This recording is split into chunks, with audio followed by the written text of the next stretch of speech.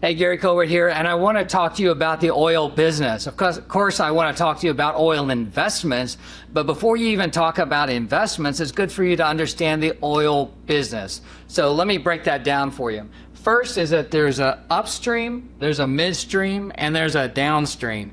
So the upstream is where the oil is actually produced. So this would be where you have drillers.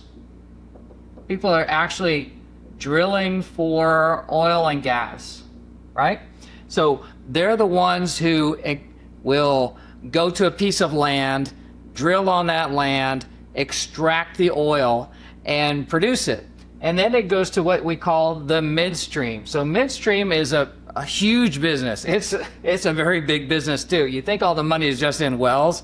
It's not. There's a lot of money in all the pipes and all the infrastructure required to gather all that oil, all that gas together, and then move it around the rest of the country.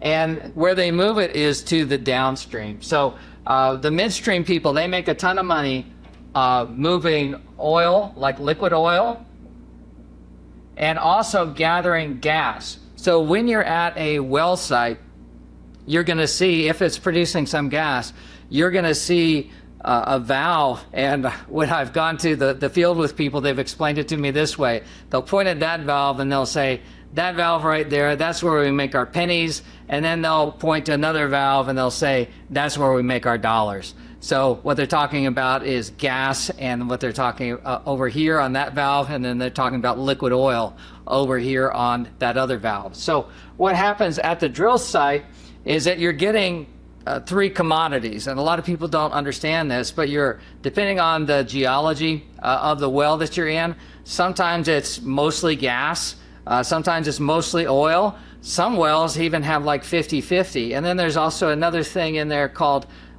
natural gas liquid. So these would be your propane, your butane, and things like that. So there's three basic commodities, or baskets of commodities, that are coming out of a well. So fun fact, we'll talk about that at another time. But so on the upstream level, so you're drilling, you're producing the oil and gas, and then the midstream people, like I said, they're making a lot of money by gathering that liquid oil, that gas. So gas has to go in a pipe.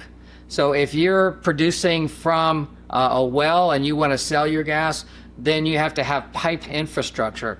And then from your well, that pipe will go to, usually you can see it out in the distance, a condensing facility, a big compressor facility. And they gather all the gas from all these different wells together, and then they compress it, and then they push it down another big pipe, and then they move it further downstream. So, and then in that process, and I'm not an expert in the midstream at all, but what they do there is, they'll clean it up and they'll dry it out, make sure it's pure and works well, like in a gas stove and things like that. All the little technical things that they need to do in order to, make these, bring these products to market.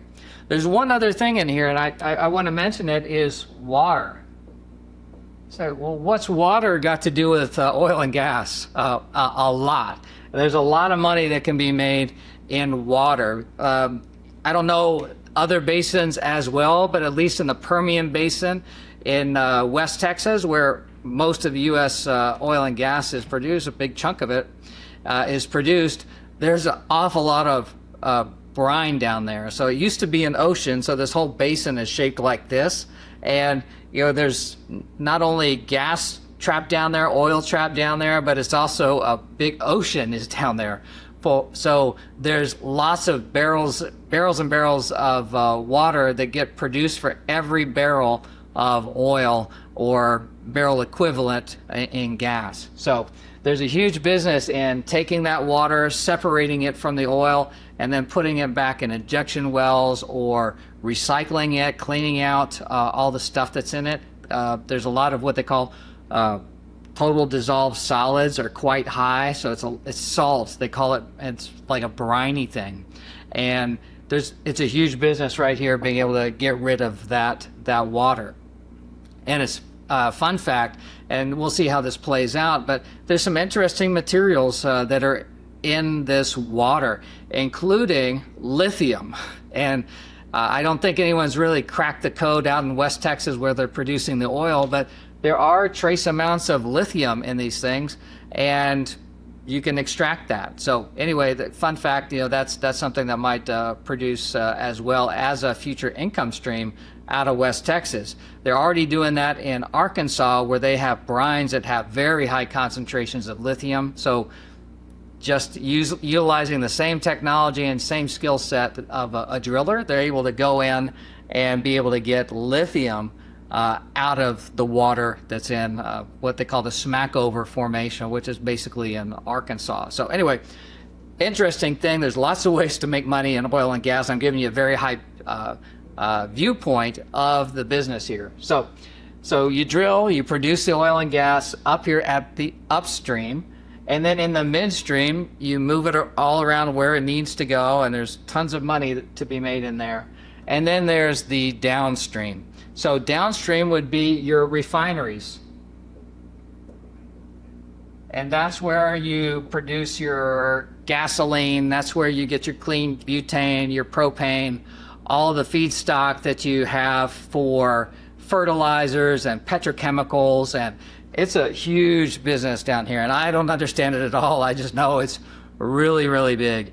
And they also, one of the things that they're doing down here is creating a huge export market for liquefied natural gas. Okay?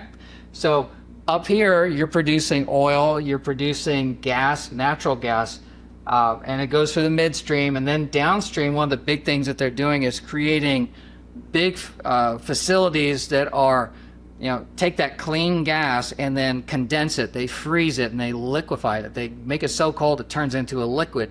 And then it's small enough, compact enough that you could put that on a tanker and ship it and export it. And there has been a lot of excitement about what's going on in that area. We can talk about that in future videos, but this is where you create your liquefied natural gas.